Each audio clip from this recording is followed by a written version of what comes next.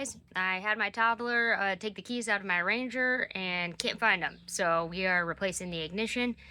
This is a really easy repair. I'll have the part in the description. Let's get started. The first thing we're going to do is remove this retaining nut with some channel locks. It's pretty easy. Righty-tighty, lefty-loosey.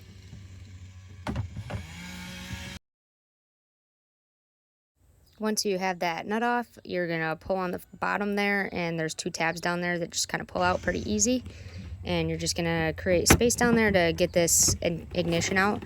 Don't want to pull too hard because it is still connected, but you just wiggle out this plastic cover to get yourself some room and pull that guy right out. Now we got a little tab here that we're going to push to disconnect the pigtail. Here's our new one. You just want to slide it in until you hear a click to the connector. And here's a half moon keyway. And then we put our locking nut back on. Pretty easy. Get your tabs pushed back in, and then you're good to go. If you found this helpful, please like and subscribe. And as always, stay independent out there.